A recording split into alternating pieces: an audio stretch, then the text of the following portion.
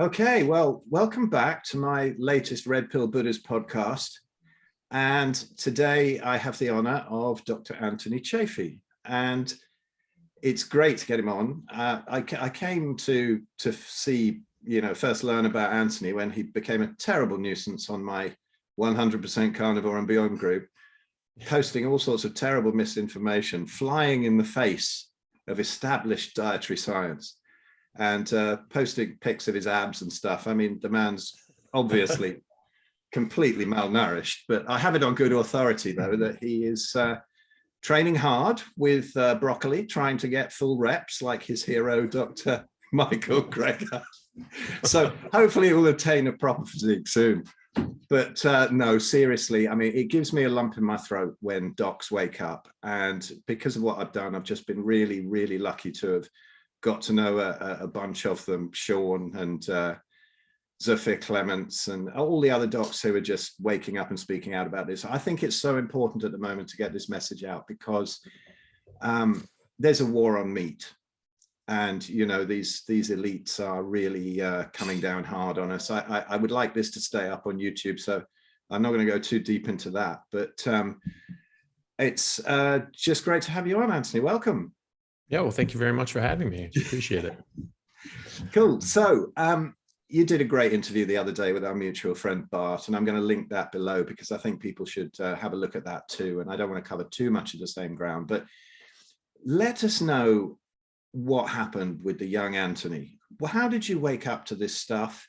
What drew you to being a doctor? I have a suspicion that you're one of those weird doctors who actually care about patients and didn't go into it for the money. And what happened? I mean, in your youth, were you aware of this? Did it happen through your medical practice? Do you have trouble with your colleagues? What went on? Well, I think I'm one of the few people that actually wanted to be a doctor ever since I was a kid. I remember actually thinking when I was a kid that'd be really interesting. And I always wanted to know just exactly how the body worked down to like the molecular level. I remember thinking that specifically when I was a young child. I think a lot of that had to do with influences from family members. They had some, very interesting stories of family members. My great grandfather was the, youngest ever graduate from Columbia Medical School. He finished when he was 20. He finished a 6-year program in 4 years, finished when he was 20. And it was like the original Doogie Howser of the 1800s because he actually wasn't legal to go start his residency in New York. So he had to go home and hang out for a year and then go back and start his residency. So very interesting guy, had a lot of, he was in a very interesting time in medical history because this was exactly when anesthesia was developed and sterile practice. So he was the second class at Columbia taught sterile practice. And so this is the very beginning of modern day surgery. And he was on the forefront of that. And he was actually there looking at things, trying to figure out what we could do. Okay, they're trying to figure out surgery, trying to figure out making tools. He actually had a foundry. He could forge metal. So he would actually design and make his own surgical tools and equipment. I still have some of those. And so this is a really cool guy. He ended up going to California. He was the 13th medical license California ever gave out. He ended up in the Redlands in Southern California because he just really loved the desert Southwest. And very interesting guy, very interesting story. And then my father's uncle was one of these original African missionaries where there weren't really missions set up. Now there's tons of programs, tons of charities to send people all over the world to impoverished areas and so forth. There wasn't really programs like that 100 years ago or so.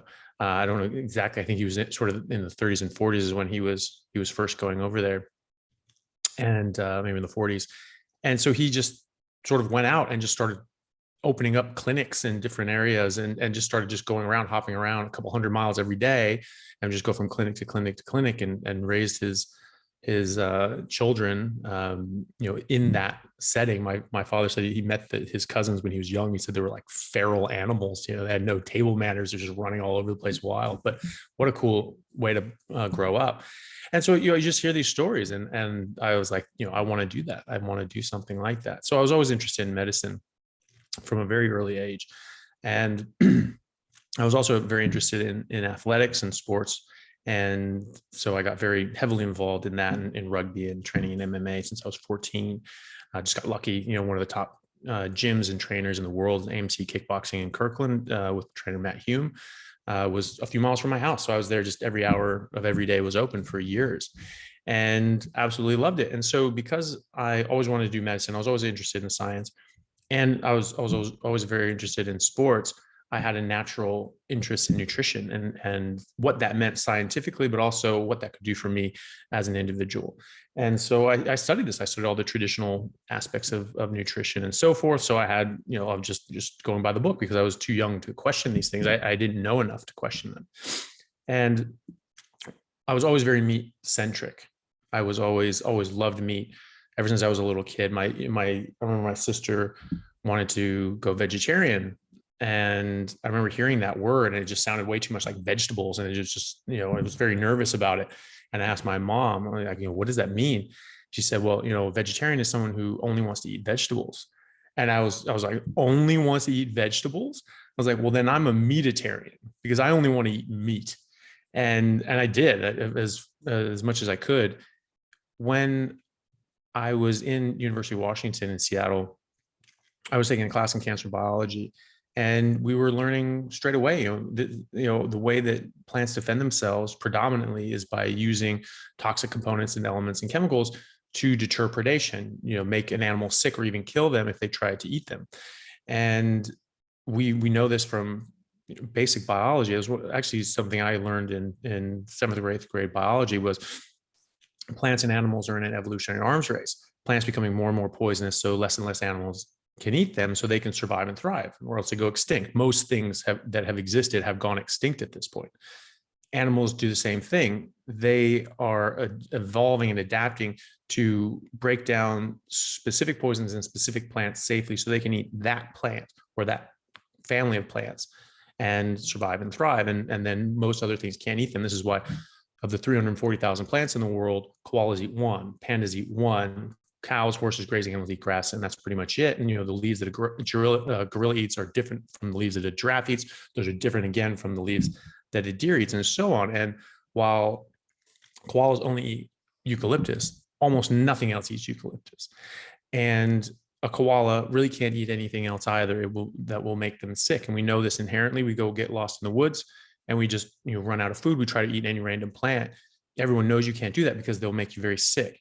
And I was asked, well, why can't you do that? I'm like, oh, well, because they're poisonous. It's like, exactly. And this is something, it's a common theme in the plant kingdom and the fungus kingdom. I always think there must have been some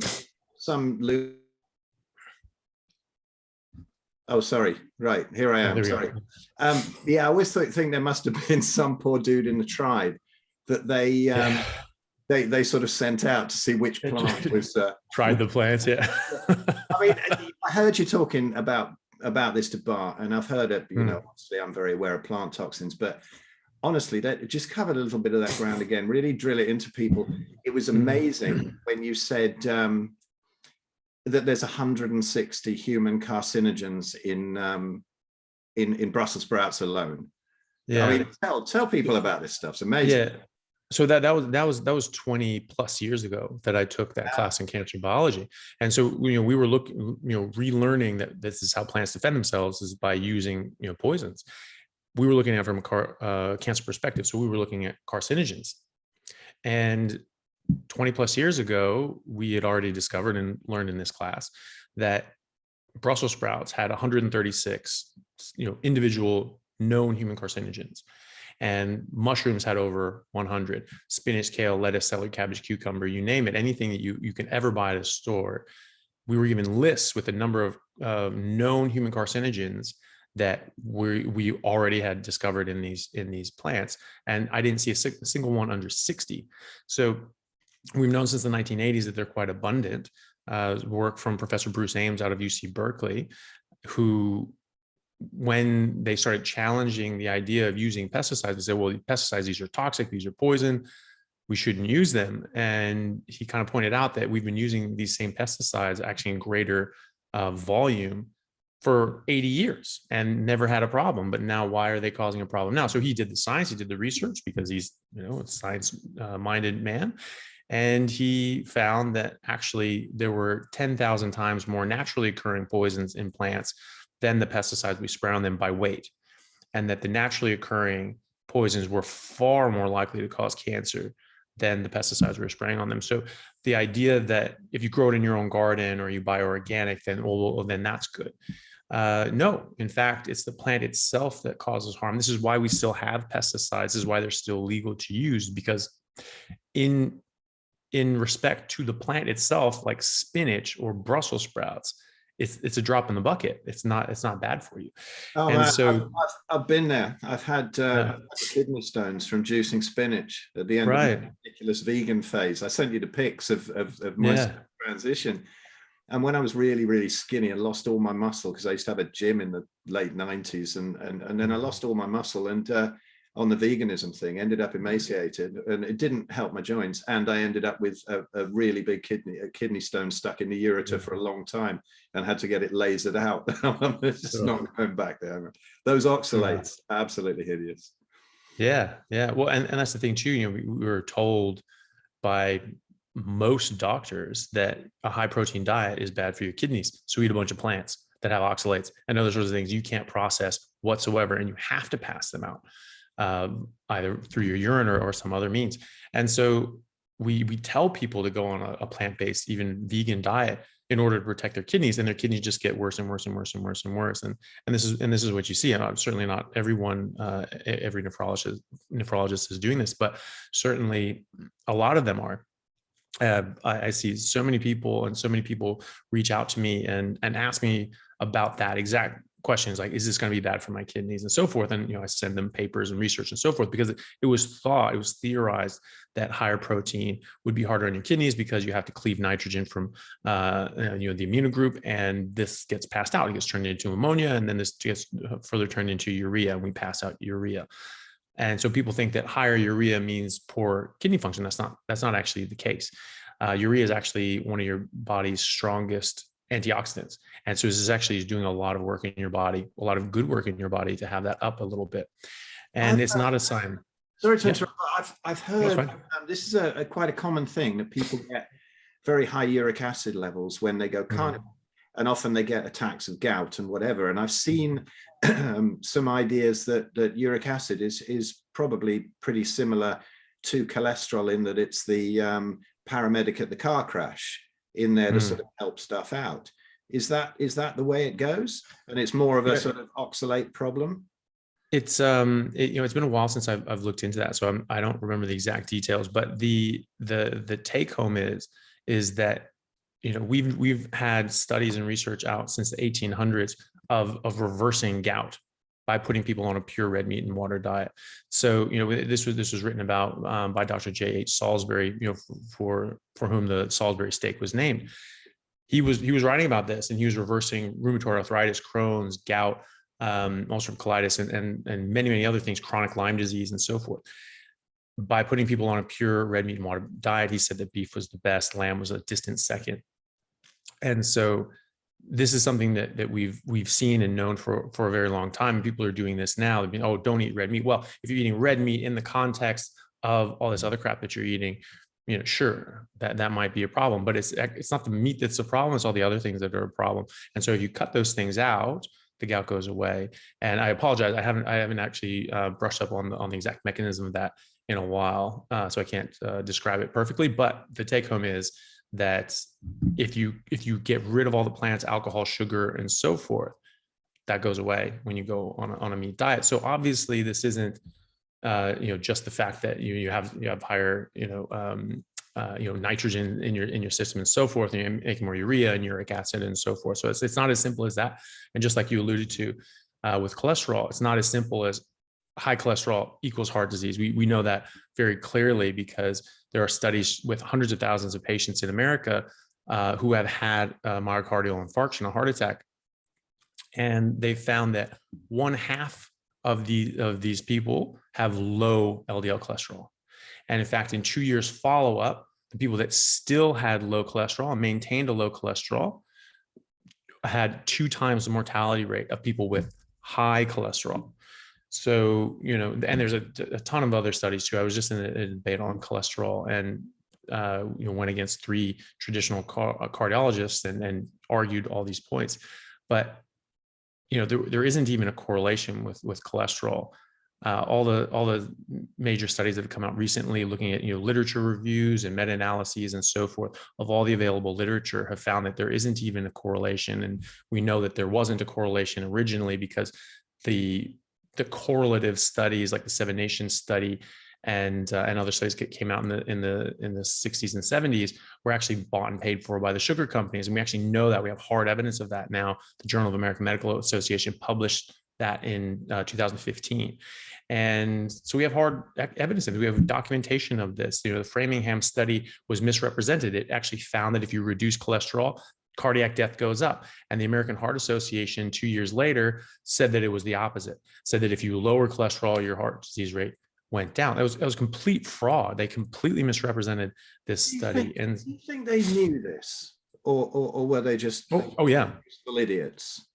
No. Well, the people at the top absolutely knew this. There's very clear documentation that was reported in that JAMA article in 2015 showing that the sugar companies paid off 3 Harvard professors to falsify data and publish fraudulent studies. And one of those professors was named head of the USDA in the late 60s, I think 1967. And then he helped author and publish the USDA declaration that cholesterol caused heart disease and recommended people stop eating cholesterol, stop eating saturated fat. So this guy was in the pocket. We actually know how much he got paid. He got paid $6,500 at the time. And that's equivalent of about $50,000 US now. That was the price of his soul and the health of the world.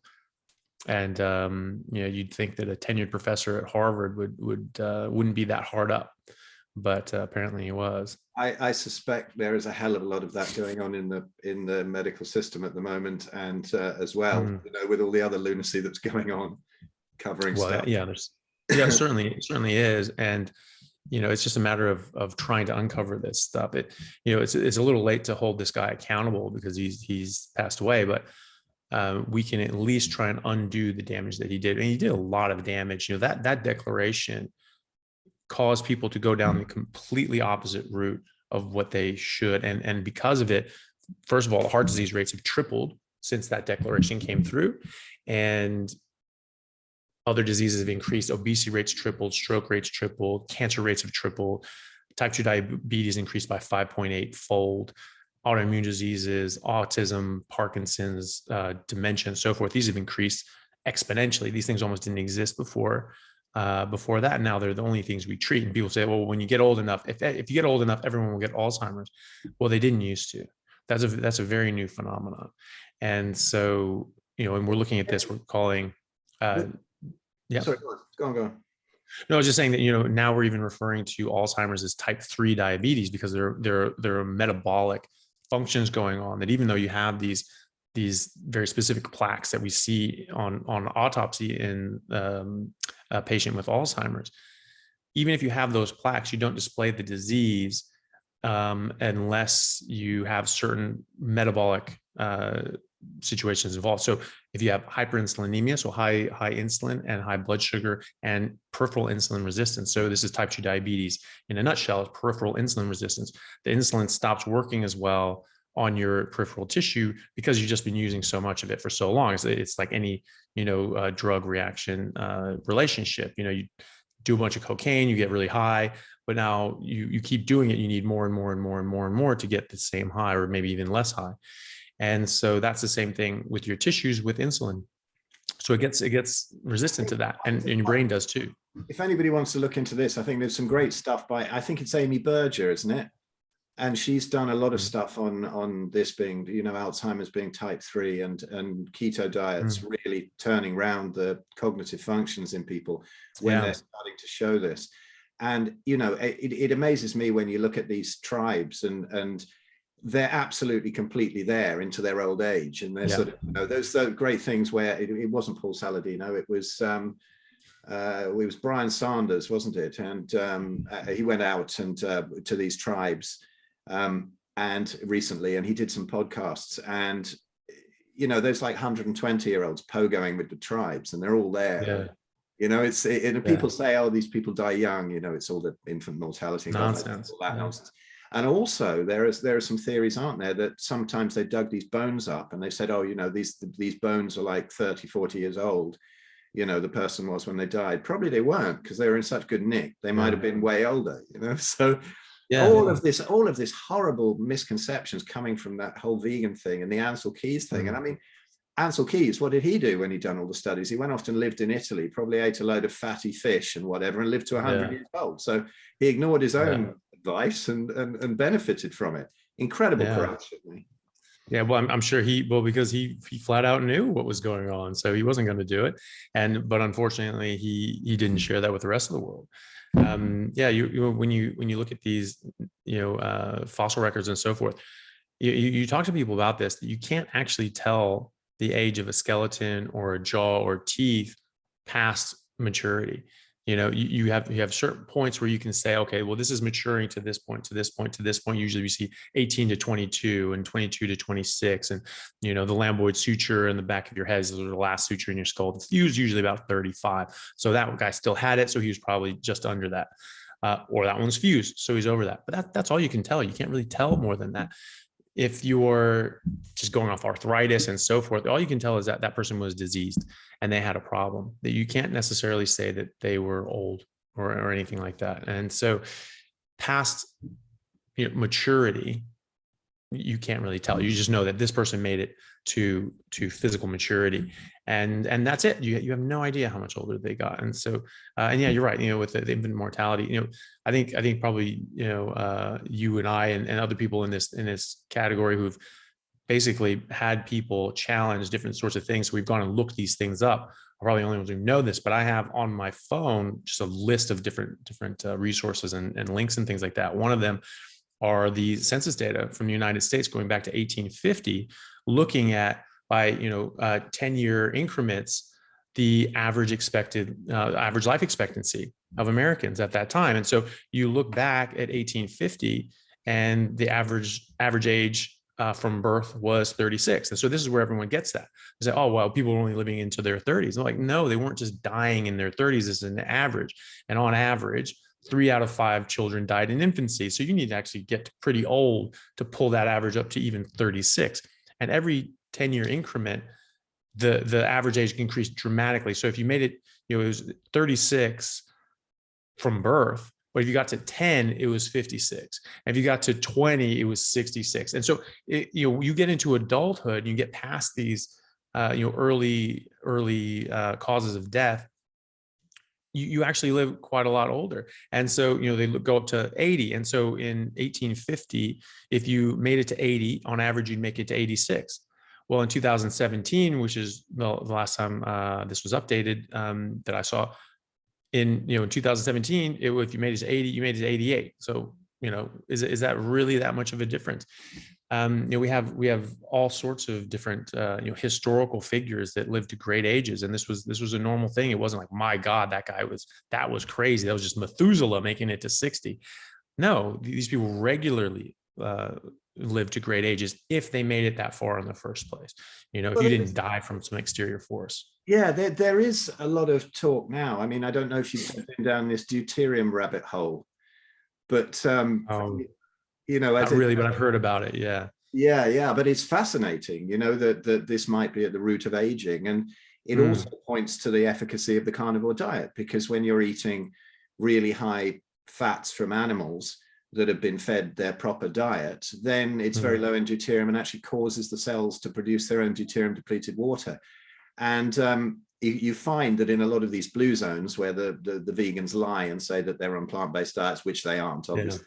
There's a whole load of deception about that, but they're quite often in areas where there's very low deuterium water supply and whatever. And apparently, we should be living to 120 or so. And if the mitochondria aren't blown up by the deuterium that's, in the fruits and whatever, and in all the processed food and in the water that we get from the tap or the faucet, as you guys say. But I think it's a great one if anybody wants to look into this, or Dr. Laszlo Boros. And he's done a couple of interviews with us, but he's also a 1962 Gemini drummer like me. And so I understand him. He's well, not when he goes into the science, but he's very cool. And he said something really interesting when we last interviewed him, which was, I think more and more people are realizing the real dangers of seed oils and just how horrific they are. And they were never designed as food in the first place. But he was saying that, you know, to deplete deuterium in the body, to reduce the chances of autoimmunity, cancer, whatever, it's possible, and nature has ways of doing that if it's taken in through carbohydrate sources like berries and, you know, fruits and nuts and whatever in season. But when it goes in via seed oils, you can't get it out, and it just stays in there, and you have to sort of end up doing like, I don't know, an 11-day dry fast or something if you're lucky. But I mean, the huge rates of cancer since the seed oils came in. And it just seems to point, it's just one of those other things, ways of looking at it. If you look away from all the diet gurus, suddenly you can see, you know, you look into anthropology, you look into deuterium, you look at it, and it just seems to explain why it is that you've stayed so healthy and I've regained my health from multiple autoimmune and metabolic diseases, eh? Yeah.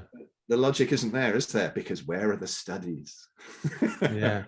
Well, yeah, and that's the thing, you know, Alan Savory pointed out, you know, that people are saying, you know, you want study, where's your study, where's your this, where's your that? And he said that, you know, that's not science. That's not what science is. That's academia. And if you're the only thing that matters is a study, then you're not really doing science. And there are so many bad studies out there. I mean, they are just terrible. You know, in the humanities, this is a good example. In the humanities, 80% of the studies and the papers published have 0 citations, 0. So that is insane. I mean, you're talking about probably millions of papers and studies that people in that field just looked at like, that's useless. Like, there's nowhere to go with that. 80%, that's wild. So studies mean F all, really.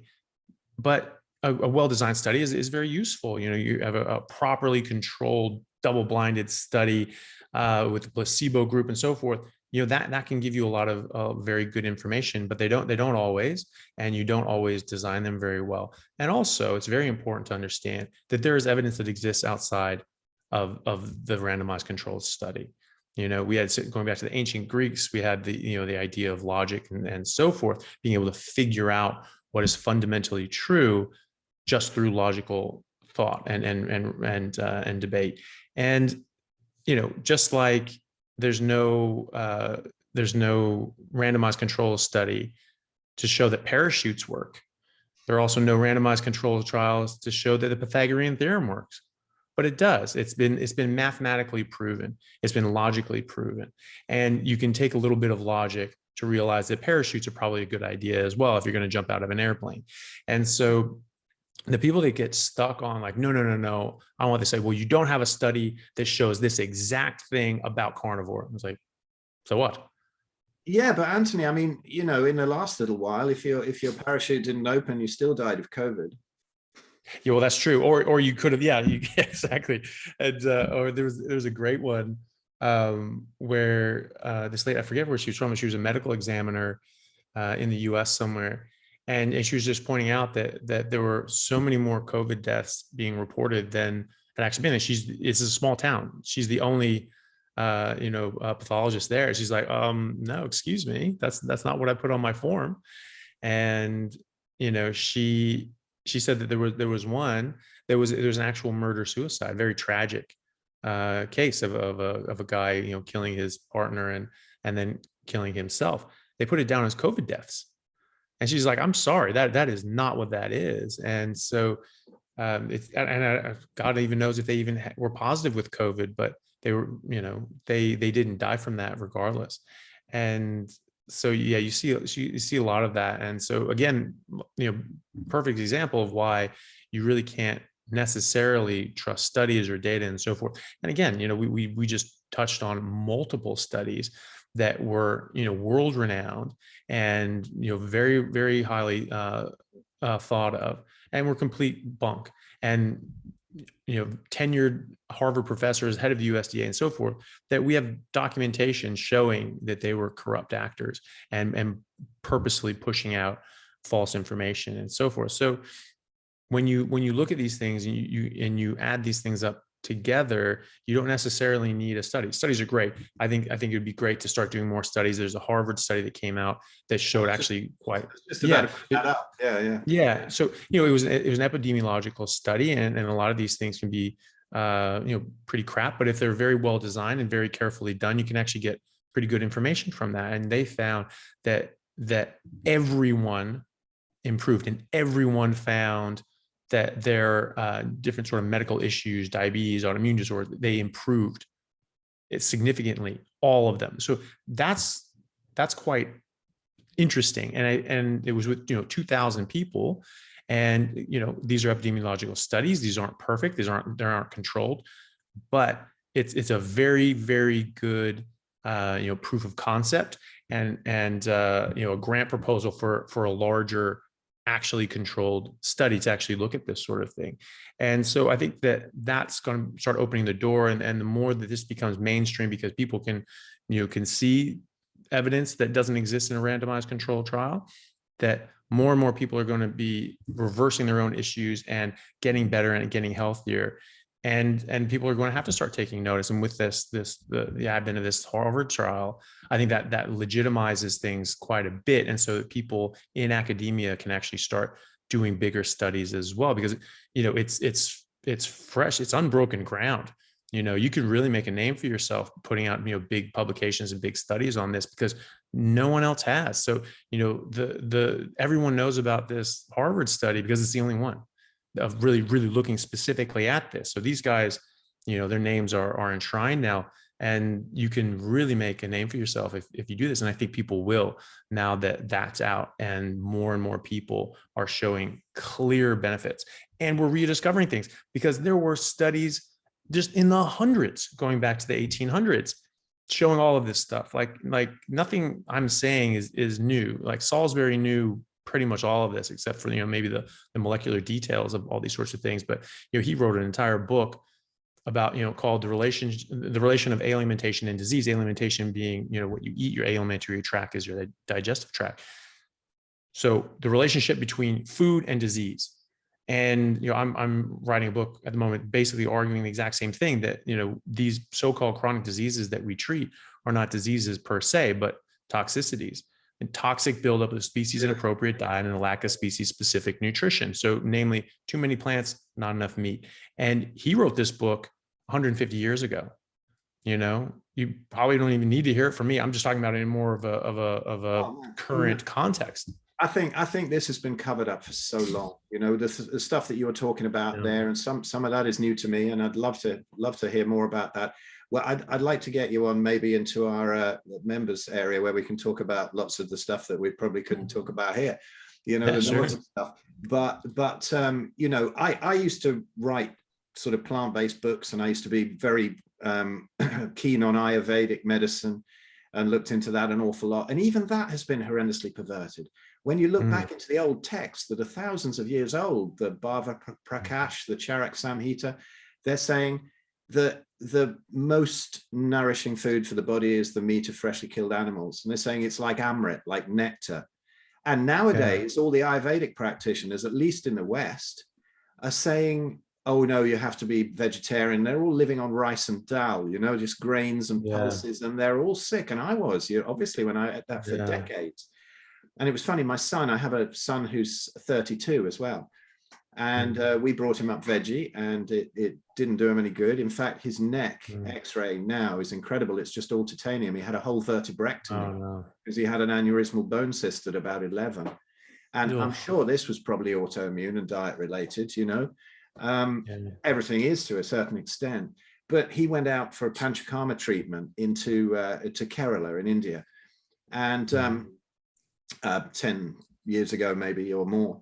10 years ago, would have been 10 years ago or so. And he said to the Vaidya there, what would you have done for my dad? Because he's reversed his arthritis on meat and fat and stuff like that.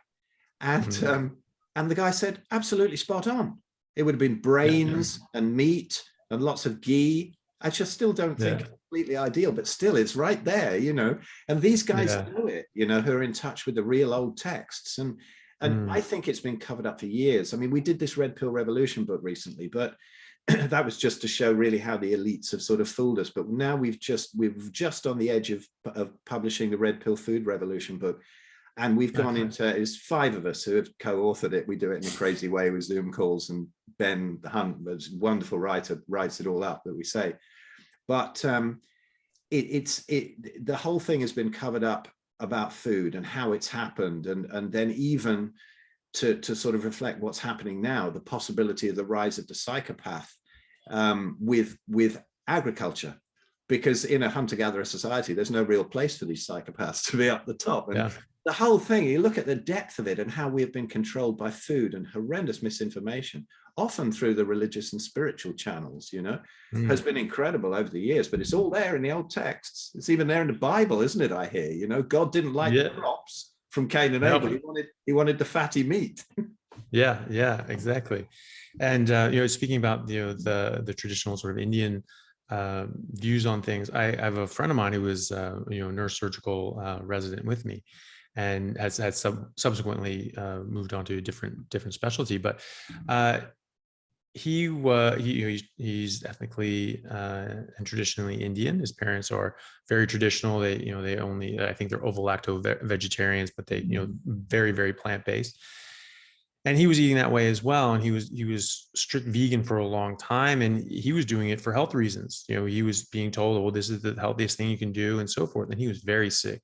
He was very weak. He's taller than me. I'm 6'3". He's probably 6'4", 6'5", but very skinny, very lanky, and quite pale.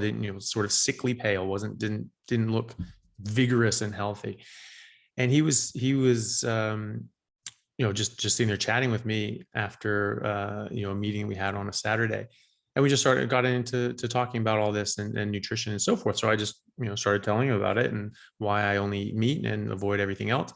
And he was very interested. He's like, wow, that's crazy. And I started just quoting texts and quoting studies and saying like, yeah, I can send you a bunch of resources. I can send you a bunch of studies. Like, yeah, please do.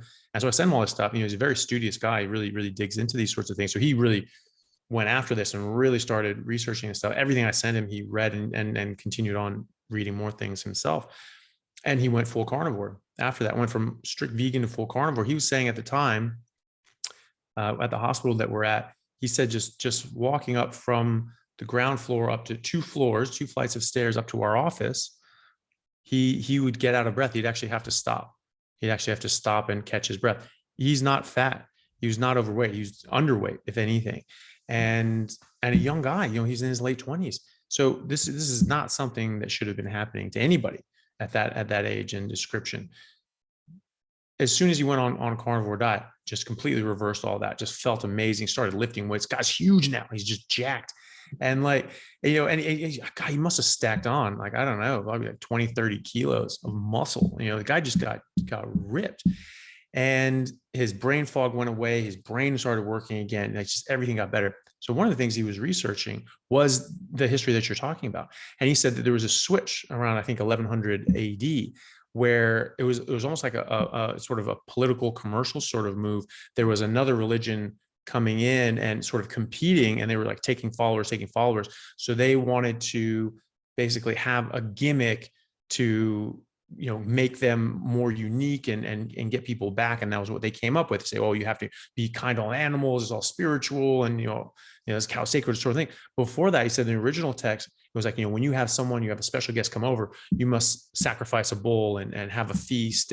And he said all these rituals and all these traditions all revolved around slaughtering a bull and having a feast. It was always a feast of meat. And it was that change for political popularity purposes, whatever it was, that actually switched over. This was not in the original text. This was not part of the original doctrine.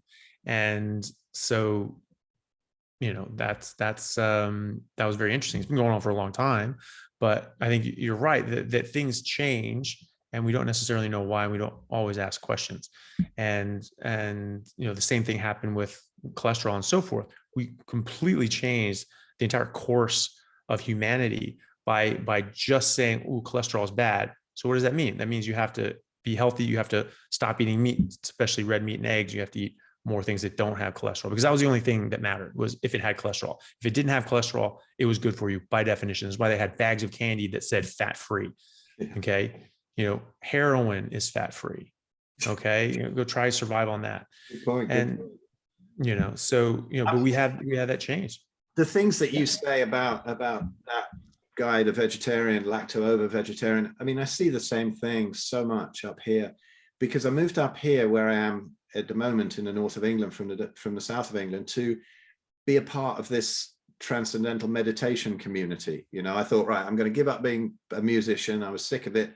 I want to just be a yogi the rest of my life. So anyway, I moved up here, and at that time they were all reasonably healthy, and then the slide down into ill health has been so marked. And now the guys, I'm 60 this year, but some of these guys are like 5-10 years older than me, most of them.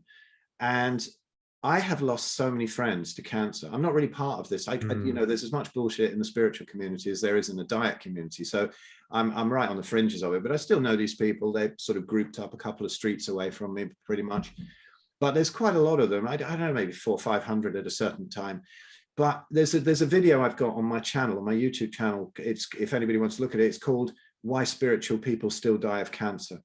And it's not all dietary, but the only two people I know in this whole community who've reversed a serious illness is me and my mother. I sent you that vid of her breast cancer reversal, and in her 90s. And but they are sliding down. I've lost so many of my friends to cancer. I mean, 2 on the same day a couple of years ago, and it's just crazy. The cancer rates among the people who are eating like that are higher than the local sort of McDonald's eating population, as far as I can see. And what they do quite often, they sort of start to crave a bit of protein. So then they go, oh, well, I must add a bit of chicken and fish. And they do that. And it does nothing once it's all there with all the lectins from the grains and the pulses that they're eating. And so, oh, I can't eat that. It made me feel even worse. Yeah, of course it did. Right. The thing is, what I keep saying, it's not about eating meat. This isn't a magic medicine. It's about cutting all the plants, isn't it? But it's so hard to get through their cognitive dissonance. Even when they kind of accept it, quite a lot of them, they just still go on, they still die. Autoimmunity and cancer running rife among the spiritual community because they're influenced by that Indian diet, Yeah, and you hit the nail right on the head with that. It's not just eating meat. Meat isn't the cure. Meat isn't curing anything. It's just basic sustenance. The cure is removing the poison. And that is what this is. That's why I call this a poison. That's why I call this a toxicity, because it is. When you have exposure to lead, you get lead poisoning. We could look at this at a molecular level and see exactly what's happening biochemically and figure out some novel molecule and drug to mitigate these reactions and have you die slowly over 40 years. Or you could figure out that this is actually a poisoning. This is not a disease. And you remove the offending agent, and all of a sudden, the issue goes away. And that's what we see when you remove the offending agent. These people's problems go away. Diabetes goes away. Heart disease goes away. Autoimmune disorders go away. I'm not saying that it's going to cure every single problem out there, but it's going to cure every single problem out there that's being caused by these poisons. That's definitely true. And I have an autoimmunity course out there, an online autoimmunity course with like 30 video thing, and it's called the subtraction method, because this is what it's about. And this is my favorite expression about that is, if you're sitting on a nail, don't take an aspirin for the pain, get off the fucking nail, right? Yeah, absolutely. Yeah, because that's exactly it. We're treating symptoms. We're not treating the disease, mostly because people don't know what the hell is causing the disease. But instead of actually trying to figure that out, people just go like, it's something happens. And so let's suppress the immune system. Well, the immune system's going apeshit for a reason. And, you may want to try and figure that out. And when you have a cause and effect relationship of, these genetically susceptible people getting, rheumatoid arthritis or gout or Crohn's or whatever, and you all of a sudden you can reverse that by removing something from their diet, something from their environment. That's a very straightforward relationship, and it's essentially one-to-one. I mean, I have yet to meet a patient or someone who's reached out to me and I've discussed this with, that has failed that. I'm sure there are people out there, but I would argue that they probably haven't eliminated everything out of their diet yet. They probably haven't eliminated everything out. And a lot of people, they go carnivore, or they think they go carnivore because it's just about eating meat, right? So they eat a lot more meat. That's not carnivore. Carnivore is, the subtraction method, like you say, it's not eating all the other crap. And that's why I try to stress to patients and friends is that it's eating meat is definitely good, but the real trick is not eating all the other things, because it's the other things that are causing the problems in the first place. And so it's really important to get rid of that. And a lot of people have a really hard time getting really just pure down to just meat and water. And a lot of them will say like, oh, well, they're doing so much better, everything's great, but they're still having this issue or that issue. Maybe they have diarrhea, or maybe they don't have the exercise tolerance that I have. And they say, oh, why isn't it working for me? And every time I pick at it and I pull at it, it turns out that they're using stevia in their coffee, which, neither of which you're supposed to have. Or having, sweetening things with like monk fruit, sugar and stuff like that. And I wish carnivore would have worked for me because it really helped my autoimmune disease, but, I didn't lose weight and I didn't really feel that great. And like, well, you haven't actually tried it yet. You've eliminated most of the poisons. And so you've gotten rid of most of the poisoning, but there's still stuff in there, and there's still room to improve. Exactly. I think one of the most common things I get when I do a consult, and it's funny because I sort of sometimes have to pinch myself at the amazing results I get, because I'm a drummer, right? Like I said to that oncologist when I'd seen cancer reversals and he hadn't, and I'm a drummer, I have to pinch myself. But I do these consults because I've kind of been through it and I've taken all the wrong turns. And most of the things I see are people who come to me with autoimmunity either at the start and then they're fine, you can get them on the track. But if there's a problem, it's like, I've tried carnivore, and, when you are very autoimmune, when the gut's very leaky and everything's really kicking off and flaring, it's like Zofia Clements told me when we had our last carnivore conference in Spain, and Zofia from Paleomedicina, she came along and she was saying even a few molecules of dairy can keep these things flaring up sometimes, and just tiny things. And then I realized that people are eating a load of pork, chicken, and egg whites, and that's fantastic if you've got a healthy gut, or you're just somebody who's got diabetes, because that shouldn't even be classed as an illness. I don't think it's so easy to get rid of. But when you're trying to get rid of the autoimmunity, I know that when I was really sick, if I ate an egg white or if I ate some chicken, I'd be in agony. And, to cut that out for a while, I can eat it now and again. I don't really base my diet on it. I'll eat it maybe once a month or something like that. But it's lamb and beef, basically. It's still fatty lamb and beef.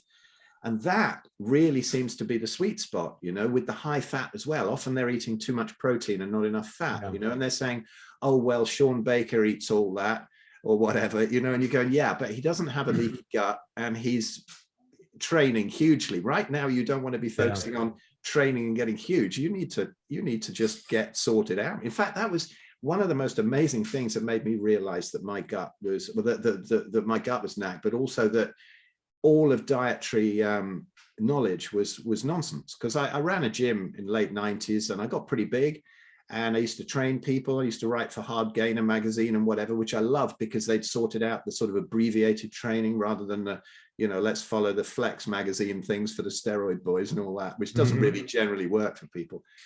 And I got big, but I never got lean. I wasn't fat, but I was never lean. I never got a set of abs. And then I got my first set of abs in 2012 at 50 years old, lying on the sofa, eating nothing but fatty meat, trying to recover from rheumatoid arthritis. And I got a set of abs, and I'm like, hold on, everything's wrong here. Everything's upside down. Yeah. Well, that's what they say, abs are made in the kitchen. And it's very true. You can have all the musculature that you want, but if it's covered in a layer of fat, it doesn't matter. It doesn't matter how many sit-ups you do after that point. I often say that it's the last 5% of going pure carnivore that gives you about 95% of the results. And there's a lot of reasons for that, because, it's not, every gram of something bad doesn't give you an equal response and degradation to your health. If you look at carbohydrates, for instance, when you eat just a small amount of carbohydrates, this raises your insulin stays up for quite some time. Insulin, blocks proteolysis, it blocks lipolysis. In layman's terms, it forces energy into your cells. It doesn't allow it to come out of your cells. And so when your insulin goes up, you have now locked down your fat cells. And so you cannot access them.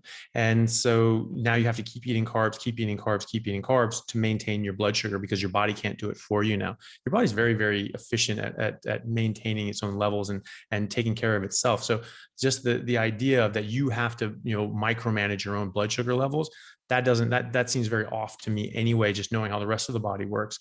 And so when you don't do that, your body takes care of it. When you eat carbohydrates, even a little bit of carbohydrates, and it raises that insulin up, and that stays up for generally around 24 hours, 18 to 24 hours, it's shut down your entire metabolic system. And so you feel like crap. And now your blood sugar's going to be low all day because, you're not eating any more carbohydrates to give you the energy, and your body can't produce them. And so you feel like crap. So just that little bit of carbs actually derailed you significantly. It completely kicked you out of your main metabolic state, which is where all of your heavy machinery comes to bear biochemically. And it's where we have tons of studies showing the benefits of fasting and so forth. The benefits of fasting are not food deprivation. The benefits of fasting is not eating stupid shit, and not specifically not eating carbohydrates, because then you get into a fasting metabolism. And we find that people in a fasted metabolism have the same benefits of people who fast. And so you have to ask yourself, well, maybe that's our primary metabolic state then. And maybe the food that keeps us in that state are more in keeping with what we've been biologically designed to eat. And so just a little bit of carbohydrates kicks you out of that. Dairy has some carbs as well, and it can screw you there too. So just getting rid of that last little bit, it is such a huge hurdle. And as far as your health is concerned, it does so much for your health. Artificial sweeteners and so forth, people don't realize this, but that can also raise your blood sugar. They think, just because I'm not eating carbs, I'm not eating carbs. And that's fine, but you're eating something that emulates carbs and elicits a similar reaction in your body as carbs. And so you're getting the same damage insofar as you're changing your metabolic state, which is very, very significant. And so just getting rid of those last little things just makes a massive difference.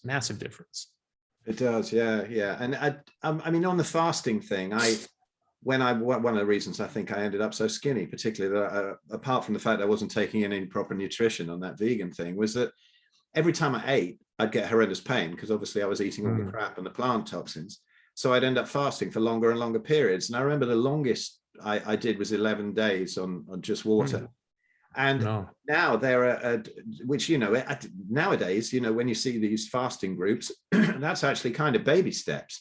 That is supposed to be, according to the Russian literature, the way to blow up any type of cancer is to do an 11-day dry fast, to really get the stem cells going and to get all the autophagy and apoptosis kicking in. And apparently on the sort of, I think, 8th and 10th days, you have something called some acidotic crisis or something. And that blows up it's extraordinary research. It's very interesting. There's a YouTube channel called the Phoenix Protocol, August Dunning in his book, but he refers back to the Russians who've done this stuff. Very, very interesting stuff. But I tell you one thing that we're having quite a lot of success with is something that we were inspired by with, this is Dr. Jeremy Ayres is doing this a lot as well, who I work with in the Red Pill guys and the Human Unleashed thing. And I'm sure you'll meet him at some point. You must come on with all of us. It'll be fun. Yeah, but definitely. He's been doing these protocols. We learned about it really from a guy. I won't mention his name because he's kept himself very much under the radar. He's fixed so many people's cancer over the last few decades that he's kept under the radar and hasn't ended up face down in a swimming pool for doing it. And he had this protocol where he was feeding people for 1 day and then fasting them for 3 days, and then feeding them for 1 day, fasting them for 3 days. And he was getting all sorts of things, beautiful results, where he was having taking pictures of the retina for people and seeing actually new blood vessels growing back into the retinas on his clients and everything, and all sorts of reversals of all kinds of things. But he came along to the carnivore conference because he realized that it was an awful lot more effective if that feasting day was pure carnivore. And it was working a whole load better than even his previous protocols that had been reversing the cancer, because it was getting some nutrition into them. And we've actually seen some weight increases in sort of MS people who are doing the fasting and feasting thing when they weren't increasing their weight every day. I think sometimes the gut is just so incredibly delicate at a certain stage, it can't take meat, but I just, even meat, too often. But I just say to people, where did our intuition go? Eat when you're, to the autoimmune people, eat when you're really, really hungry, eat a load of fatty meat until you're full, and then wait until you're hungry again. Because people go, how many times do I eat? How much do I have to eat? How much? And it's like, where did our intuition go? Eat when you're hungry, stop when you're full, and don't eat too late at night. And that's it, really, isn't it? It's kind of simple. Yeah, I get a lot of people asking, for a meal plan, if I do individualized meal plans and so forth, and they're trying to pay me to do this, and I can't do that. It's like, look, it's really simple. I'll just tell you for free. It's just one paragraph. Just eat fatty meat. Don't eat all the other crap. Drink water to thirst. Eat until you're satiated. Listen to your taste. If meat tastes good, that means you're hungry. Your body wants the nutrients. Keep going until it doesn't taste as good, and then stop. And that's it. That's your meal plan. Eat whatever the hell animal that you want, whatever moves and had a face. Like, just do it. And whatever you prefer and whatever you like and enjoy makes you feel the best. And so I direct people to my Instagram, because I do a lot of posts just talking about little things like this and talking about meal plan. I was just like, well, listen, I'm happy to help you and do this with you if you really want to, but why don't you read these posts first? And if you get the information you need, then that's great. And if not, and you want more, then we can do something. Most people don't come back. They're like, yeah, no, that's it, because it is very simple. You know exactly what you can eat. You know exactly what you can't eat. You can eat whenever you want. Doesn't matter time of day or night. It really doesn't matter unless you're eating carbohydrates, if you eat right before you go to bed. And you have whatever portion feels right to you. And so this is very, very straightforward. And so I'm like, I can't take your money just to tell you that. I've already told you that. Like, I've got nothing else. Like, that's it, And so I'd feel like a fraud to just sit there and just repeat the same thing again. Talking about the gut, you're right. Some people have very, very damaged guts. And this is something that Salisbury actually found out. This is why he made the Salisbury steak.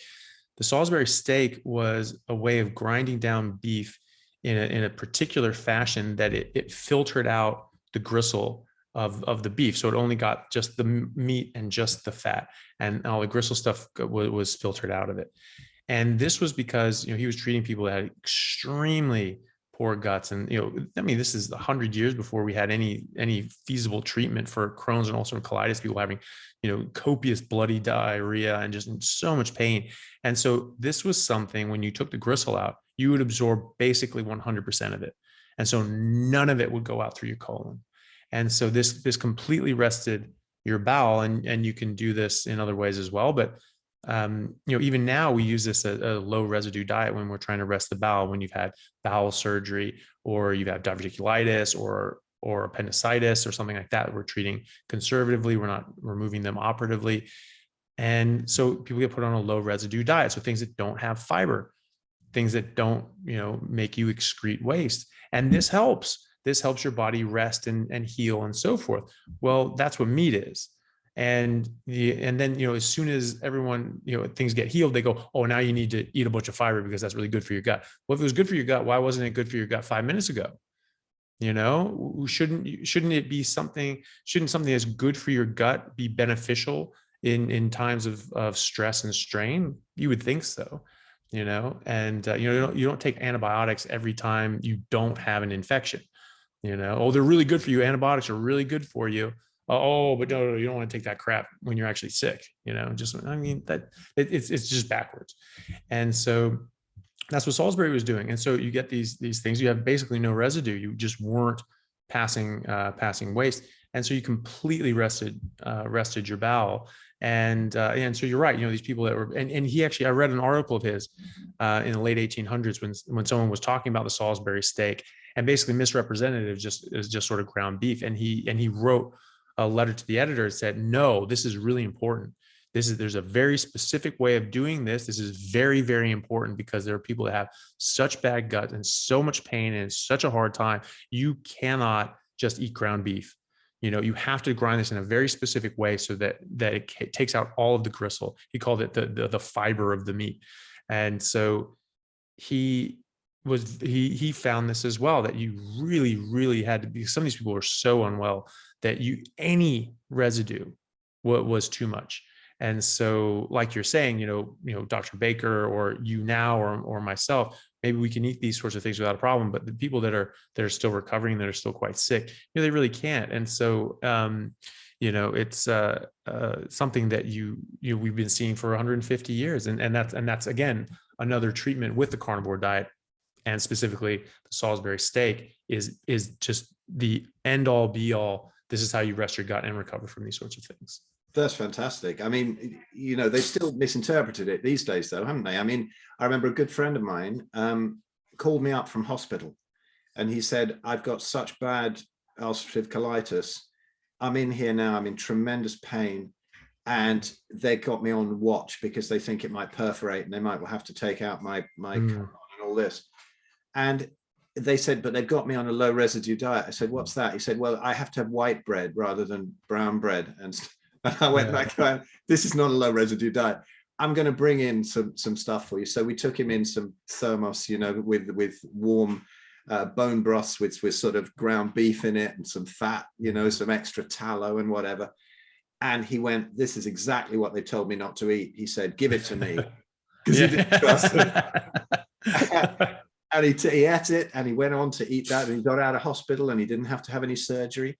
And then he carried on eating like that, and he went back, and they put cameras up, and they said, only tiny patches of inflammation now, and then it went, and like beautiful results.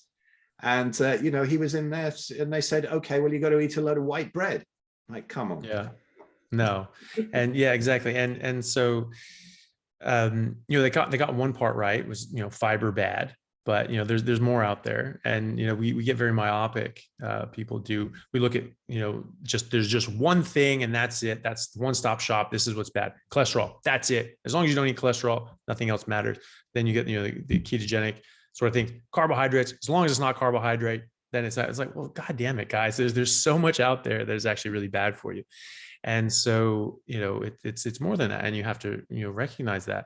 To your point, I have so many people reaching out to me, because I did a talk on YouTube and on my podcast on Spotify that, just specifically about autoimmune and looking at the history of this. And there were multiple books and, just hundreds of studies talking about this since the 1800s. And, as recently as 1975, there's a Dr. Vogelin, so Voegtlin. He was a gastroenterologist, and he was basically writing about all this and just saying, oh, look, we're in his book called The Stone Age Diet. And he basically argued that, these diseases again are just being caused by the food you eat. And, he just basically argued that he didn't need to exist as a profession, as a gastroenterologist, as long as you didn't eat plants. And then, 1977 hit, and that all got thrown out the window. So this actually comes up right up to that mark, and then it just gets tossed. But interestingly, there was several studies recently looking at specifically Crohn's, and then some with ulcerative colitis as well. Most of these were with Crohn's, that an elemental diet, which is basically you just break down, you think of it as like almost like pet food, like an Ensure thing, where you're just getting the basic nutrients that you need outside of the plant or animal that it came from, and you just take out, this is how many calories, this is how much vitamin this and vitamin that and fat and so forth. So you get this elemental diet. So it has those core nutrients, and obviously it's going to have way more carbs than you're going to want, but at least it didn't have all the other crap that came in your garden salad. And they found that when putting Crohn's patients on an elemental diet, this had better efficacy for acute flare-ups and for keeping people in remission than steroids. So steroids are the mainstay for these autoimmune diseases, and they found that just putting people on this diet was better than steroids, and that people put on a low residue, low fiber, low carbohydrate diet, they found that this was able to keep people out of on remission with Crohn's on average of 51 weeks. So, and only like a 10% sort of recurrence rate per year. And contrast that with the control group that, was a normal high fiber diet and things like that. They kept 0 people out of remission for any period of time. So, this is very, very strong evidence that, again, it's the food causing the disease. And if you remove that, you get rid of the disease. And there's tons of people that have been reaching out to me, and I'm sure reached out to you, saying that, especially in response to that autoimmune video that I did, talking about how, they went carnivore and they reversed their Crohn's, reversed their ulcerative colitis, reversed their rheumatoid arthritis, and so forth. And they had the colonoscopies. And again, they found no evidence of disease, no evidence of inflammation, and so forth.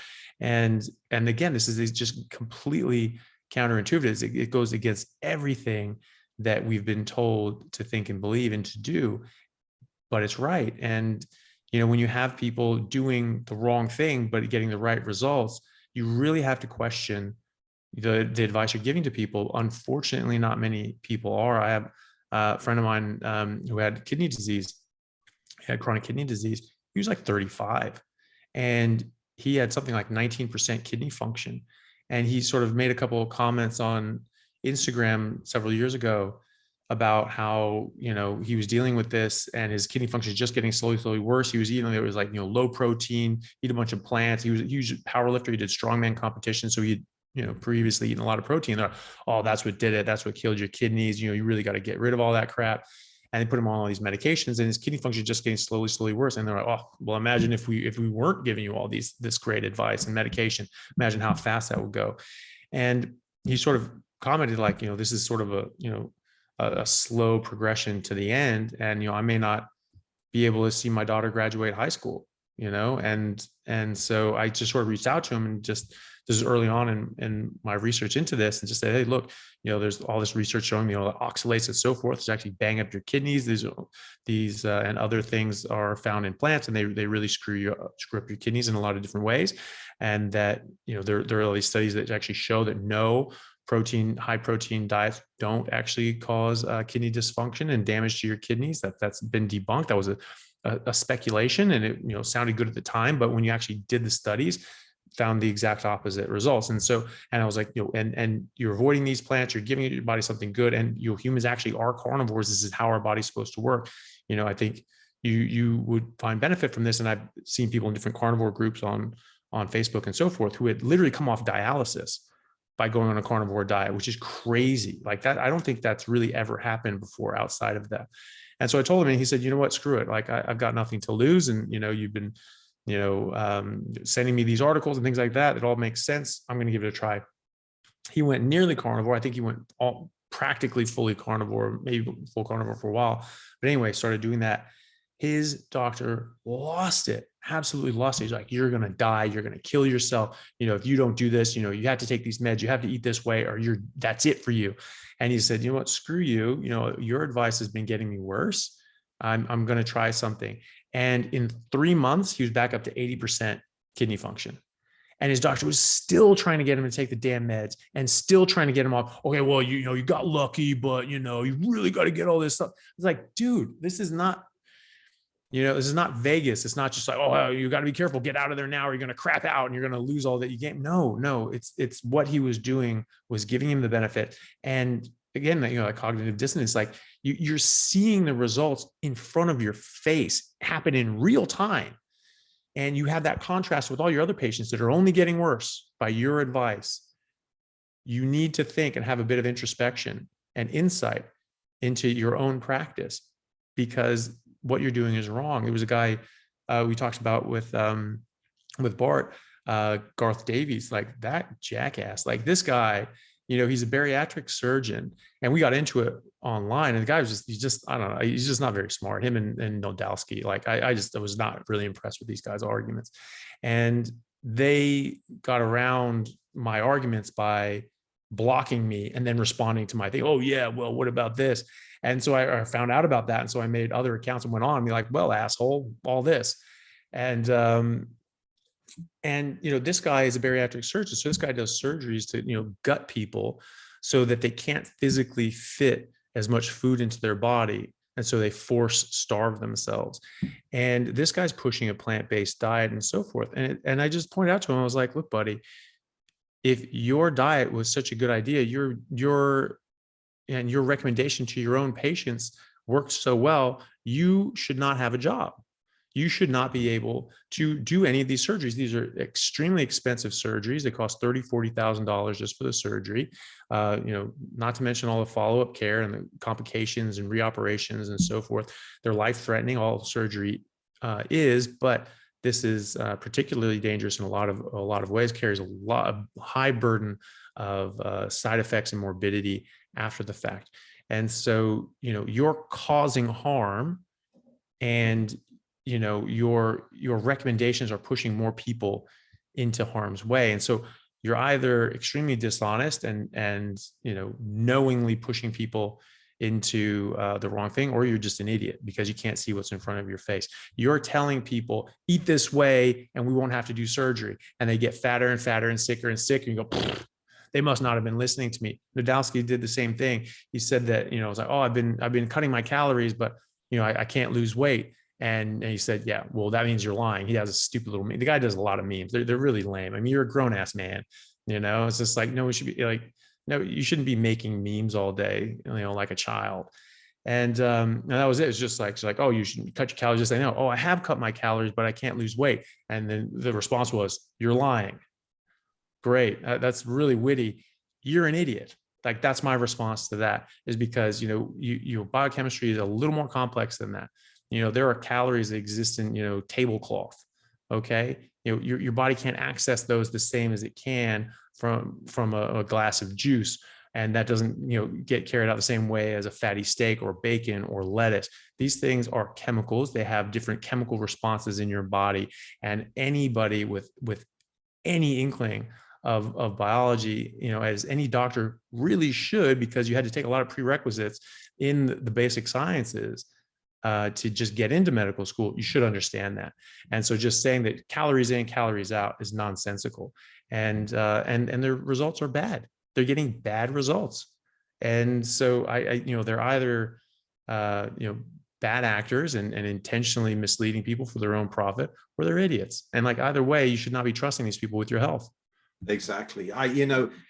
When I really started to fix myself, I hadn't cut all the plants, but I cut most of them, and things got dramatically better. And it was, I think, 2012 or something like that. And some appointment popped up with my rheumatologist. It was just a repeat checkup thing. I hadn't booked one because my medical file is like that thick up to 2012, and then it stops. It's gone, because I don't want to go to these people. But I went back and I thought, oh, I'll take that appointment just to show him what I've done, because I'm jumping around. I'm absolutely fine, And I went back, and I was sitting in a waiting room among all these very overweight people with their joints bandaged up. They were on crutches. They were eating chocolate bars and biscuits out of their handbags and whatever, They're in a terrible state. I was the only one in the waiting room who could actually get up and sort of run around. And I went into the office and I showed him, I said, check out what I've done. Do you want to know how I've done this? And he goes, you should be taking methotrexate. And I said, why? And he said, well, because it's just, even if you've done that, it's going to go to your heart and your lungs, and that'll kill you. And then you've got risk of malignancies. And I was like, what? And then he got so angry with me because I wouldn't take the methotrexate. He was actually foaming at the corner of the mouth. And I said to him, if that happens, it can be a sign of heart disease, And he went absolutely ballistic. And I just I ran out of there, and I've never been back. And so I've been really wary of docs. But there was one point, my mum, a couple of years before we noticed the cancer, she had tremendous reflux, and she had all sorts of gastro issues. Reflux, she was, the food would just sort of come up as soon as she'd eaten it, and she was in a terrible way. And so I said, well, we better check if this is nothing horrendous, And so I thought she's not going to put up with a camera. So she did this barium swallow thing, And they said, as they always do, oh, you've got hiatus hernia. I mean, they told me that years ago. I never had any trouble with it since. I cut all the plants. But And they said, yeah, you got hiatus hernia, blah, blah. And so we went to the gastroenterologist, and I'd heard about this guy. He was a real sort of well-known high up gastroenterologist around here, renowned for being really sort of outspoken and strict and whatever.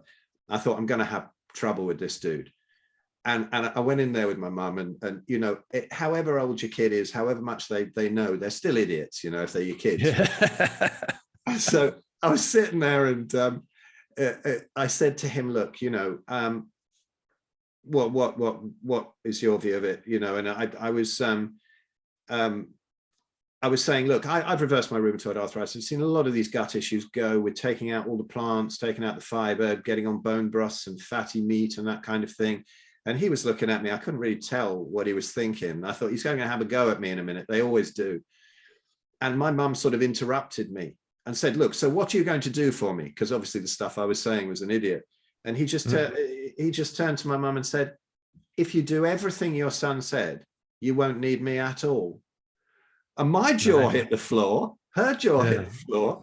And it was like, that's why she trusted me, I think, with when she got the breast cancer, because she thought, well, okay, it fixed that. And that doc said so.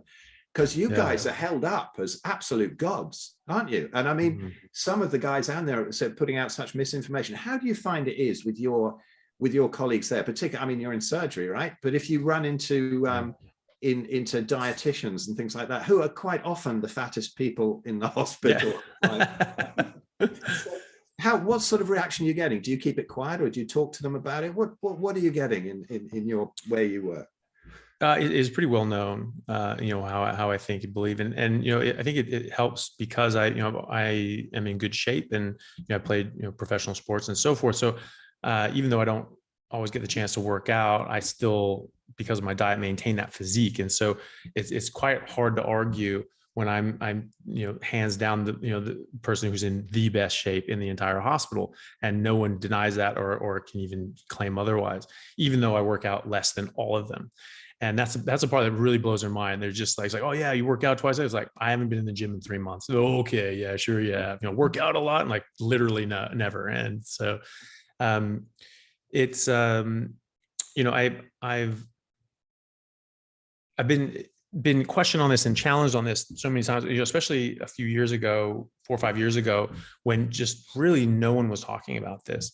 You know, Dr. Berger was sort of the first that started coming out and really sort of mainstreaming. There were definitely people around, especially in the ketogenic sort of communities, talking about this and the benefits of it. But it was very early on. And so when I was talking to people about that, they really hadn't even heard of it, and they were just blown away. And so I had to explain this a lot to people. I had to defend my ideas to a lot of people. I had a lot of people that were challenging me, you know, because they were plant-based and so forth. And that was, you know, friends of mine who were dietitians, friends of mine who were getting their PhD in nutrition and so forth. And we're all plant-based. And so we just discussed it and challenged them, went toe for toe, you know, study for study, argument for argument, and so forth. And I ended up bringing all these people around. One of my, you know, my friends that was finishing her PhD in nutrition, you know, when I finally got her to the point where she just like had this sort of stunned look, and everything's just sort of sinking in, and she just said, my entire education was a lie.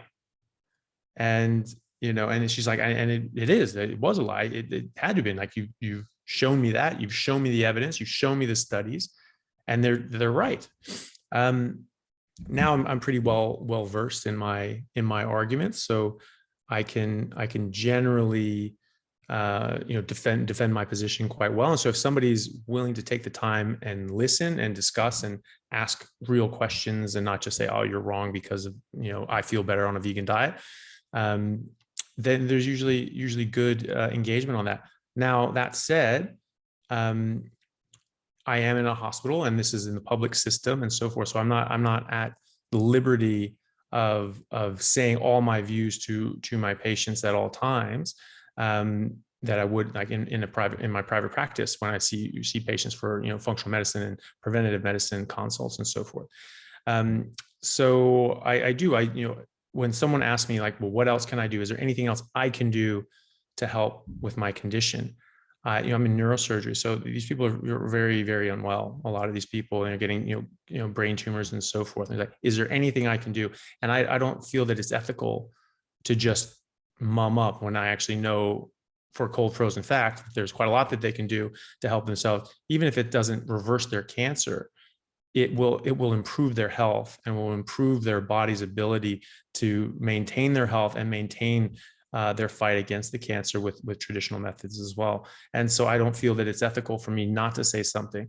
And so I do, but I'm careful about it. And I just say, look, this is my opinion. This is not the department. This is not the hospital, certainly. And whatever I tell you, I'm going to give you resources. I'm going to give you studies, and you look it up and you decide for yourself. I'm not telling you what to do.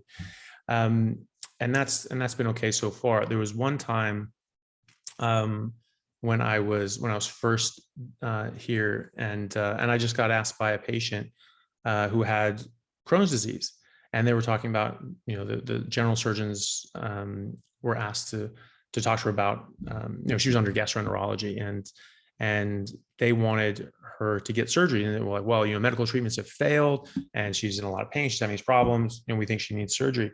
And I remember she asked me, is there anything else I can do? Because I really don't want surgery, and I was like, well, yeah, actually, and I told her about the elemental diet, and I told her about, and there's studies with the fasting mimicking diet, which is fasting mimicking, just basically putting you on a ketogenic diet. Not even basically, it is putting you on a ketogenic diet, and this has better efficacy than steroids, than these medications, which are very expensive and very hard on your system, as you well know. These, God, methotrexate is just a nasty bastard. Like guys talking about, like, oh, you're going to get, cancer and so forth if you don't take methotrexate. It's like, dude, you're going to get cancer if you do take methotrexate.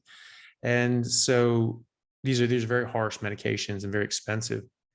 And so it's just like, look, here are these studies. Like, you don't have to take my word for it. Don't take my word for it. Here are these studies. Here are these resources. You take a look and you decide for yourself. And if you want to try these sorts of things out and that helps you, then that's great. Surgery is always an option. You're not going to lose your spot. You're not going to, you'd be like, no, you had your chance. Some little bastard overheard me and reported me to the head of gastroenterology, and this little smarmy bastard ratted on me. I don't even know what they told them, but told them enough to get this her consultant all pissed off at me. And basically he was talking to my boss and saying, well, we're just going to report this guy to the medical board. And they were just like, whoa, yeah, why don't we just, talk to him first, and just say like, hey, we'd prefer it if you didn't say that to our patients, which is fine. It's your patient. But I'm not going to lie to someone's face and say, no, there's absolutely nothing else you can do. I'm going to say, here's the research, you do it. And so, it was, I got into a bit of a pissy mood as well. And so this is why I actually looked up tons of these studies. I knew about some of them, and obviously knew about Salisbury and so forth. And, but I just really started digging into this. And because I was like, if this guy reports me, I'm going to report his ass, because this guy's a consultant, and he doesn't even know all these studies. They're in his damn field. This isn't even my field. I have nothing to do with this. This and this asshole knows less than me, and he's also putting more pressure on the public system, trying to get the public system to do a $40,000 surgery that doesn't need to happen.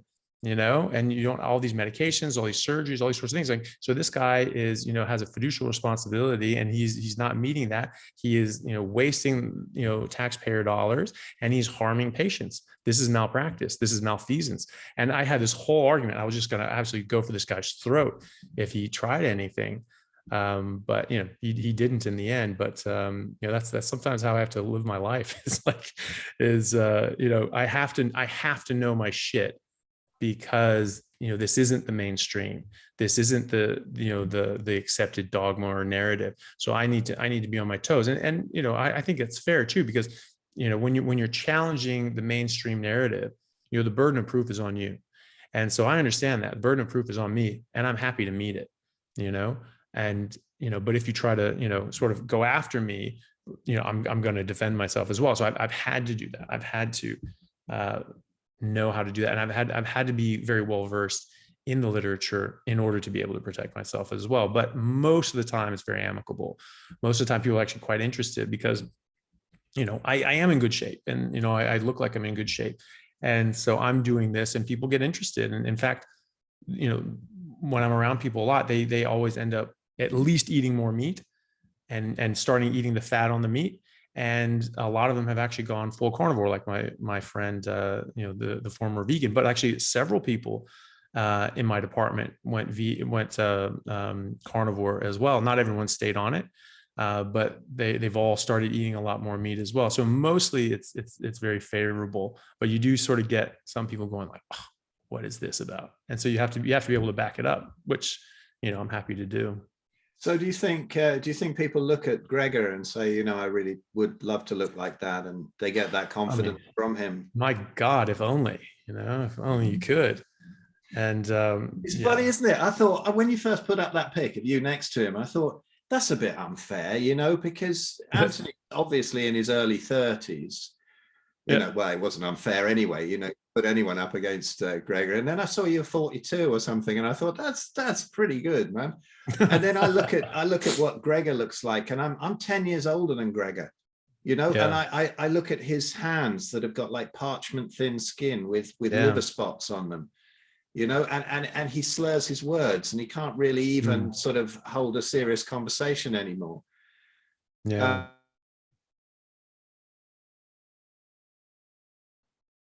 Are you there? Your screen is frozen. I don't know if mine is as well.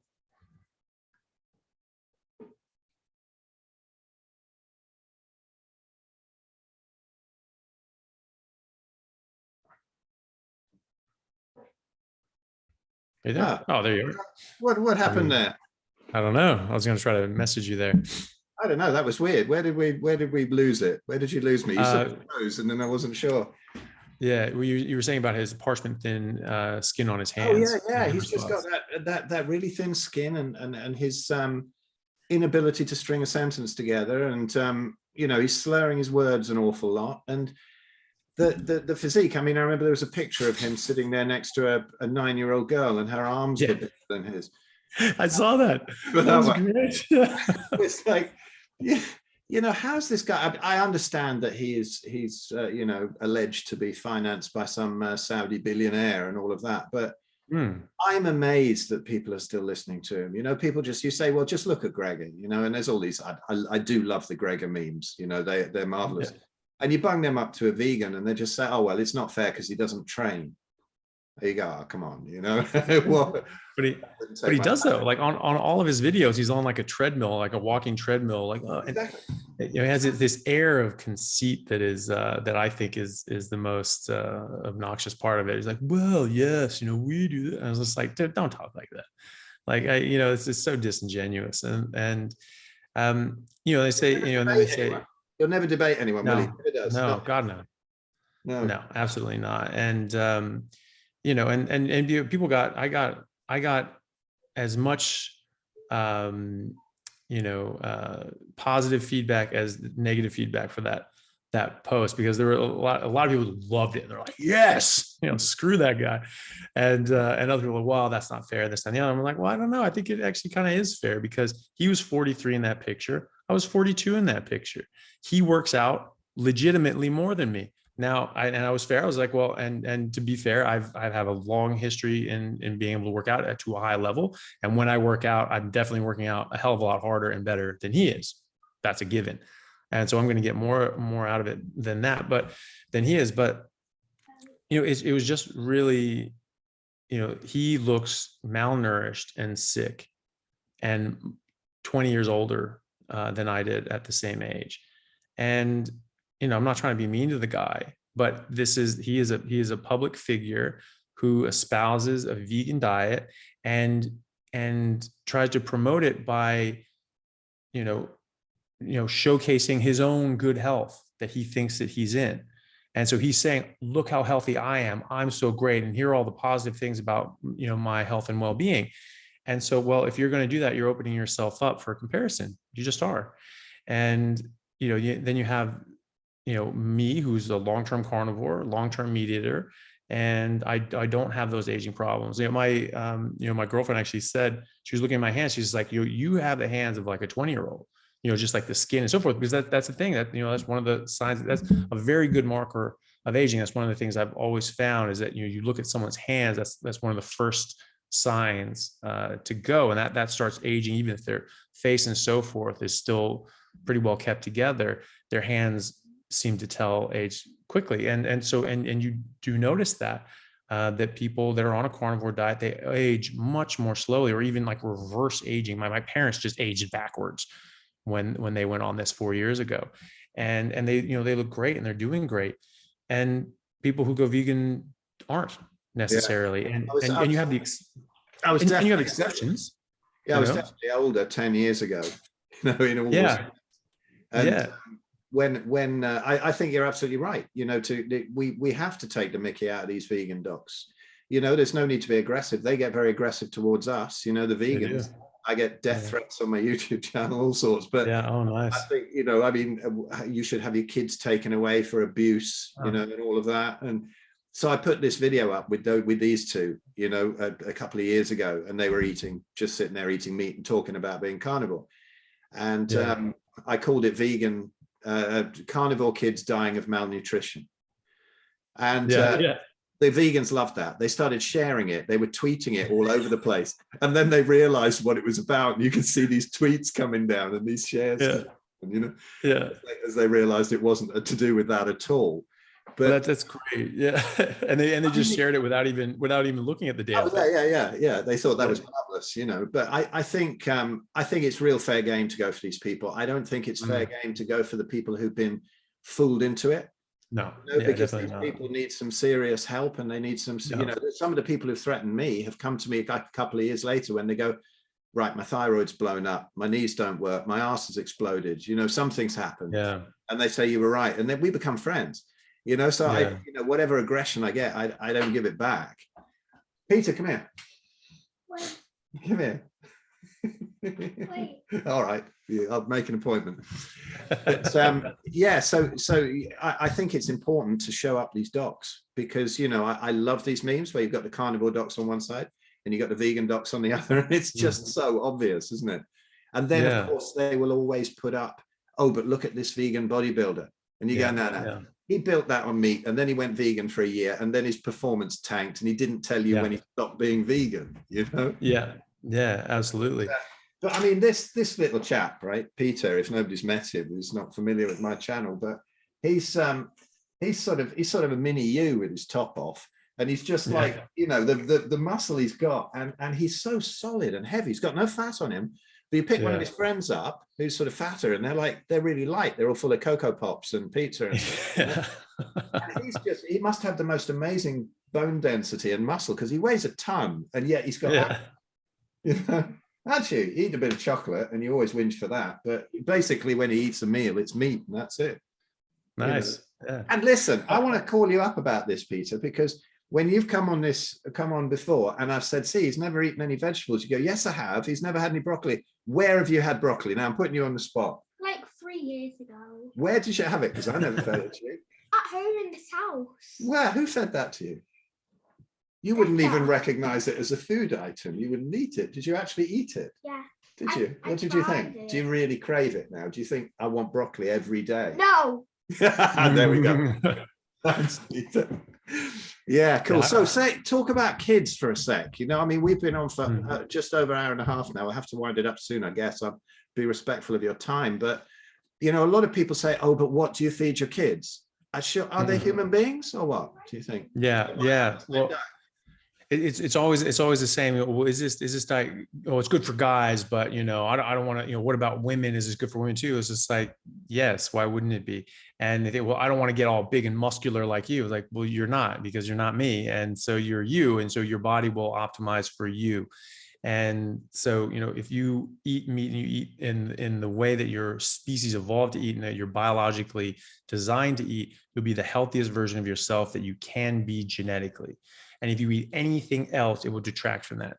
Even if you're eating, low-fat chicken breast, that's less nutritious than a fatty steak. It just is. And so you're going to lose out on that. And then if you go to something that's a negative, like broccoli, you're really losing out.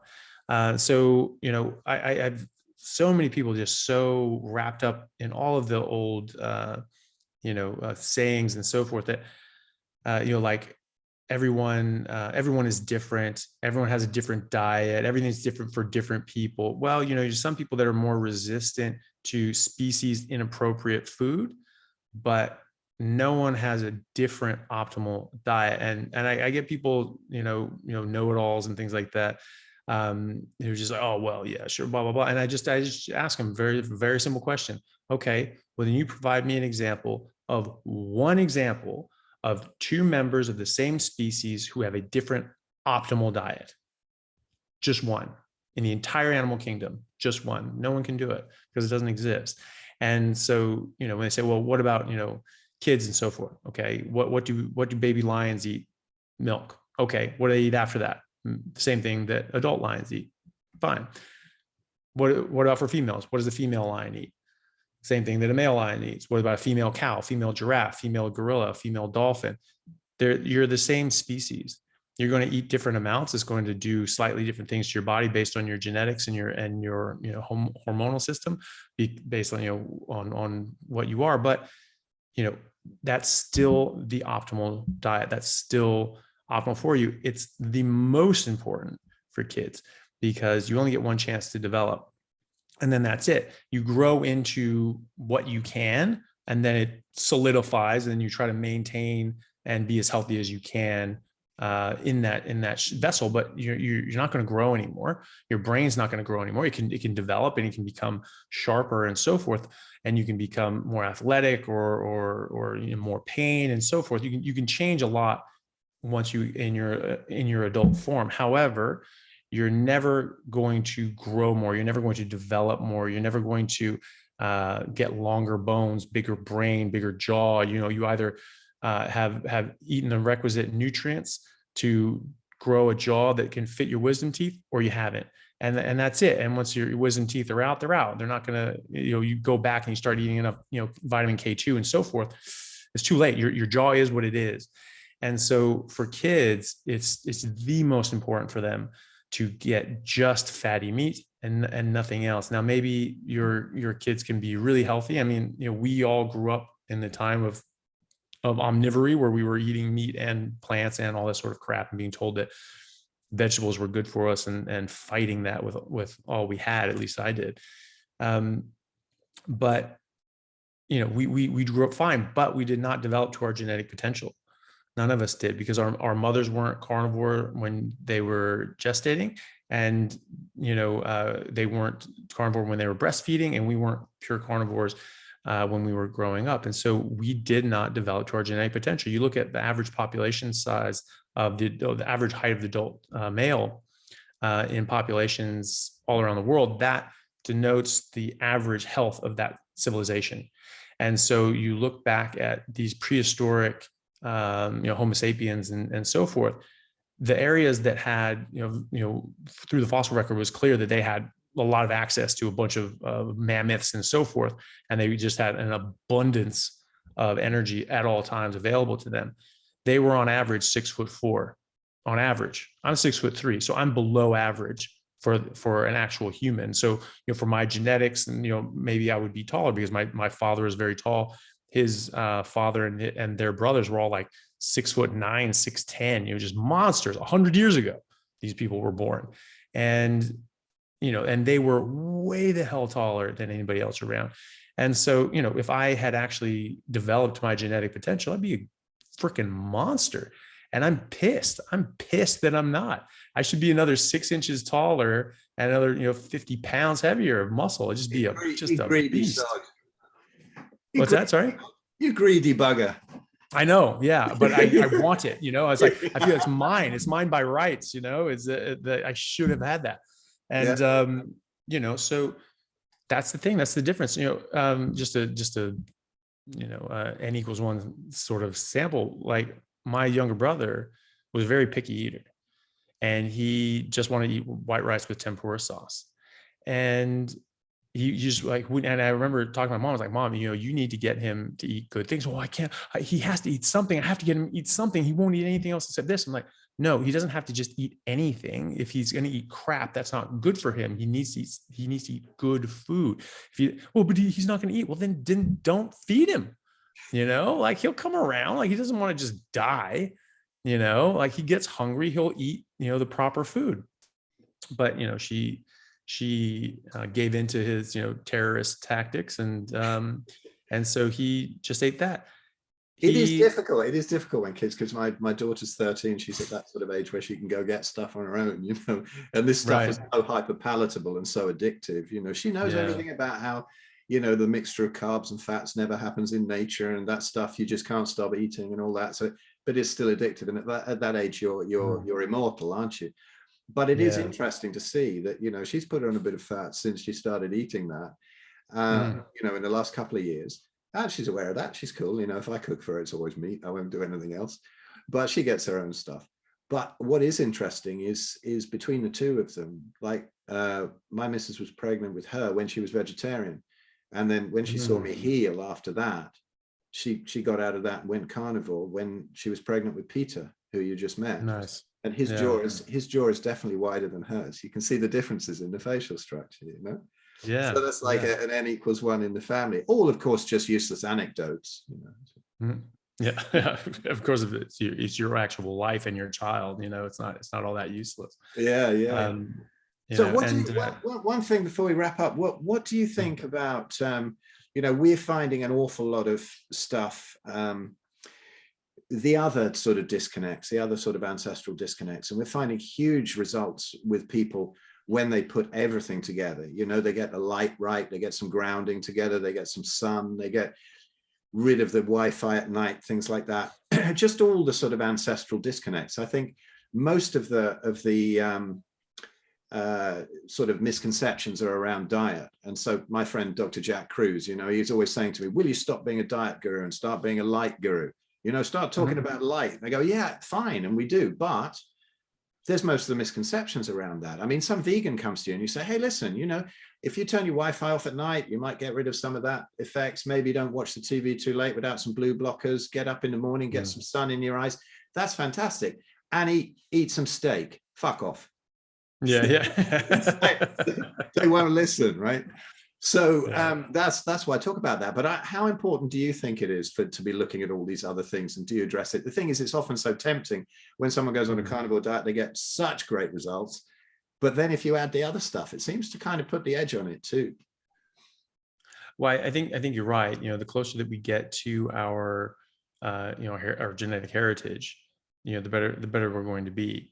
And we were designed to live in a certain environment.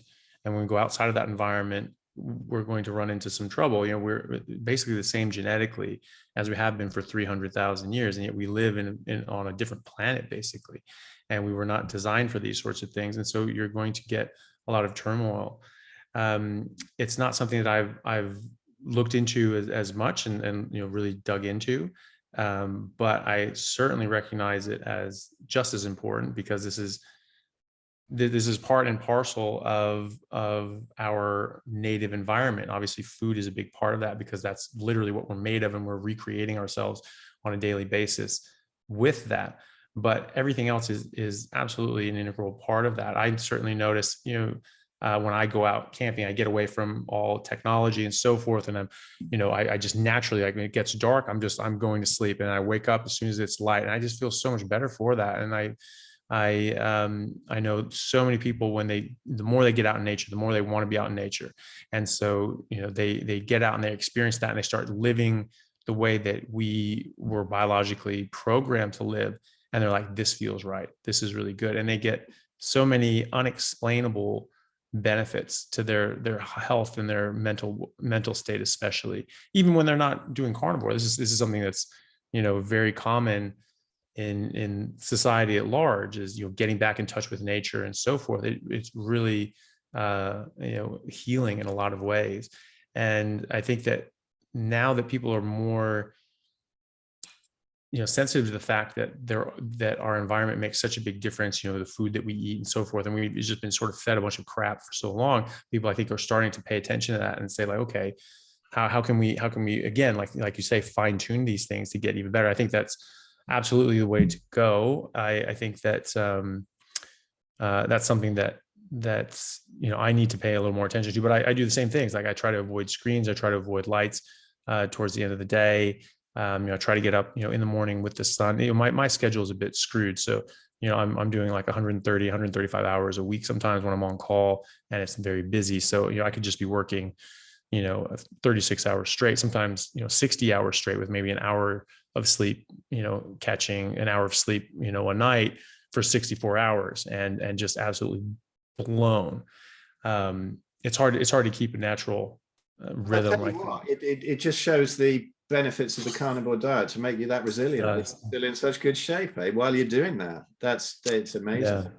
No, I wouldn't really be able to do this as well as I am, if it wasn't for that. A lot of my colleagues, it's hard on it. It's definitely hard on me. It's very difficult when you get those crazy calls. On calls, not always like that, but you hit runs where you're just working the whole weekend and then you're working the Monday because you can't go home post call, and it's a rough weekend, and you're just go the entire weekend. Maybe get an hour sleep Saturday night, maybe get 2 on Sunday. And then, you're working for 14 hours on your normal day, and then you have to go to work in the morning, so it's like, it's and it can be very draining. And even if you're getting 8 hours of sleep after that, you still feel like crap because your body needs about 16 to recover from all that. If I wasn't eating like this, that would not be very, possible. And no, I don't envy you that. I mean, I have to have a kip in the afternoon, a little nap when I have a late gig, just to make sure the body clock is resetting, But Anthony, listen, thank you so much, man. I'm gonna wrap it up now, just because I could go on forever, but I'll keep it under 2 hours. Then if I do get it on YouTube, then it can go over to my other channels as well. And I'd love to get you back, but I'll also really love to get you, if you'd be willing to come on to one of our red pill discussions and have a chat with the guys about the ins and outs of the medical corruption, because this is the corruption in medicine and in diet is amazing, and we can keep you in the past about it so that you don't get in trouble with your colleagues. But man, you've been amazing. Thank you so much. And please listen, tell everybody where they can get in touch with you and see your stuff, because please go and have a look at Anthony's stuff. It's brilliant. He's got great little shorts on YouTube and stuff that you can just send to people when they don't have much attention span, and go and check him out. He's fantastic. Great info, well presented. So let everybody know where you can be found. Well, thank you very much, first of all. So I have a YouTube channel that's just called AnthonyChaffee MD. So Chaffee spelled CHAFFE.